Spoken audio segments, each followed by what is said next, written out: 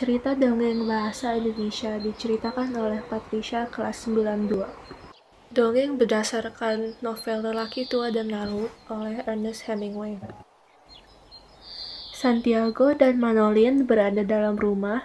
Santiago bersiap untuk pergi berlayar.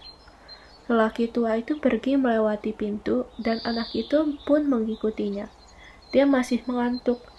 Mereka berjalan turun dari jalan raya menuju gubuk lelaki tua, dan sepanjang jalan, dalam kegelapan, terdengar suara kaki-kaki telanjang para pria yang berjalan membawa tiang-tiang layar perahu mereka. Semoga beruntung, balas lelaki tua itu. Telah ada beberapa perahu dari sisi lain pantai yang pergi melaut, dan lelaki tua itu mendengar kayuhan dorongan dayung-dayung mereka, meskipun dia tidak dapat melihatnya saat itu. Bulan tak kelihatan karena berada di bawah bayangan bebukitan. Santiago mendapatkan beberapa ikan dan bercerita tentang pengalaman berlayar dalam pikirannya sendiri. Aku telah menemukan sesuatu, kata lelaki tua itu dengan lantang. Aku bukan sedang melihat-lihatnya saja. Lumba-lumba, seru lelaki tua itu. Lumba-lumba yang besar. Dari tempat dia mengayuhkan dayungnya dengan lembut, dia memandang ke dalam air dan melihat ikan-ikan kecil berwarna seperti serabut yang mengejarnya, berenang di antara serabut dan di bawah ubur-ubur yang mengapung hanyut. Ikan-ikan itu kebal terhadap racunnya. Setelah itu, Santiago merasakan tarikan ikan yang begitu besar, dan untuk beberapa hari, dia mencoba untuk menariknya dengan sekuatnya. Lelaki tua itu melihat seekor ikan besar muncul di air, berbelok-belok, dan menjatuhkan kepalanya lebih dulu ke dalam air. Aku akan mengambilnya, ujar lelaki tua itu dengan keras. Tuhan membantuku mengambilnya. Tetapi ikan marlin itu tidak dapat diambilnya. Selama 4 jam kemudian, ikan itu masih berenang di laut dan menarik perahu. Santiago meletakkan topi jeraminya dengan keras ke kepalanya sebelum memancing ikan, dan itu melukai dahinya. Dia juga merasa haus. Perlahan dia merendahkan badannya, berlutut dan berhati-hati supaya tidak menyetak tali, bergerak sepanjang laluan sampai dia mencapai dan meraih botol air dengan satu tangan. Hal ini berlangsung selama 2 hari. Santiago pun tidak menyerah dan tetap berjuang dan menghadapi semua kendala, dan akhirnya dia pun berhasil menangkap ikan marlin yang besar itu. Namun, tiba-tiba, setelah Santiago berhasil menangkap ikan besar itu, ada hiu yang datang untuk memakan ikan marlin tersebut. Ikan marlin yang tadinya besar dan diikat kepada samping perahu, sekarang hanya adalah skeleton ikan tanpa daging. Akhirnya Santiago berlayar balik ke pantai dan pulang ke rumah dengan tangan kosong. Analisis karakter. Karakter utama di dongeng ini adalah lelaki tua yang bernama Santiago. Dia adalah seorang yang bertekad karena dia selalu mencoba yang terbaik untuk mendapatkan hasil yang baik saat berlayar dan menangkap ikan.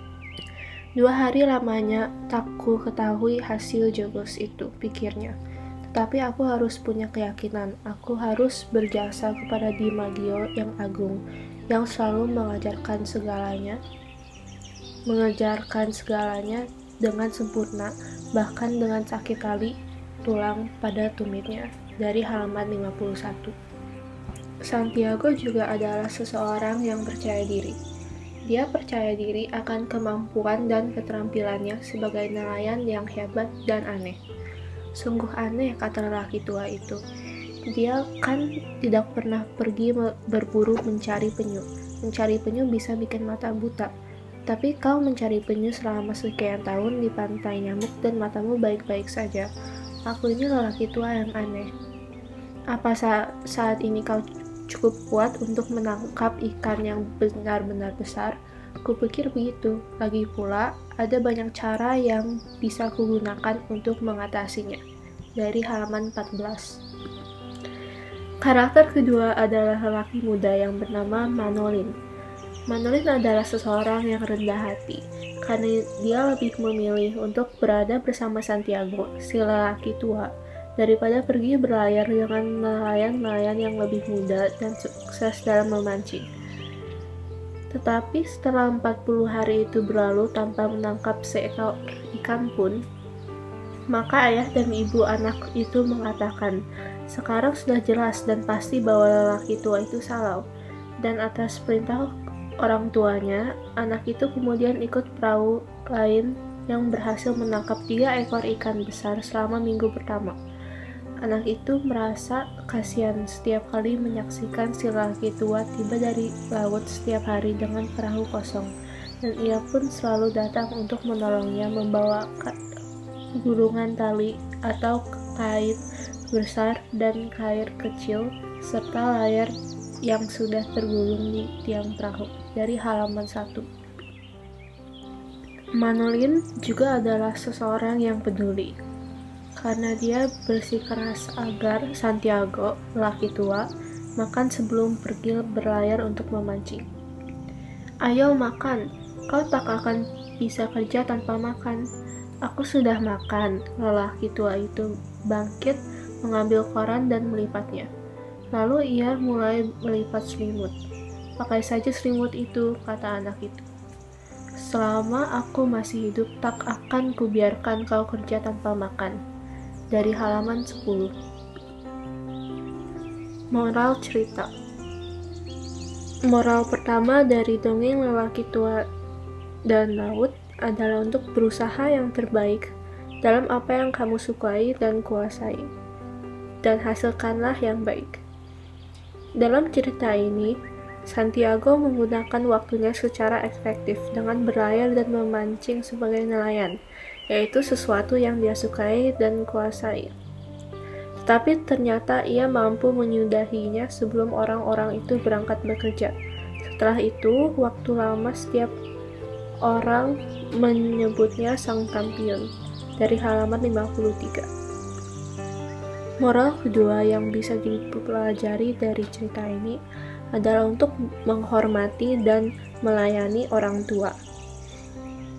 Di dalam cerita ini, Manolin menghormati dan melayani Santiago sebagai orang yang lebih tua dengan perhatian dan juga kepeduliannya. Kau harus lekas sembuh sebab ada banyak hal yang bisa kupelajari dan kau bisa mengajariku segalanya. Bagaimana sakitmu, ayah, kata lelaki tua itu. Beristirahatlah baik-baik, sobat. Bawakan nanti obat-obatan dari apotik untuk mengobati tanganmu. Dari halaman 100 sampai 101. Terima kasih sudah mendengarkan tentang dongeng lelaki tua dan laut. Sampai jumpa.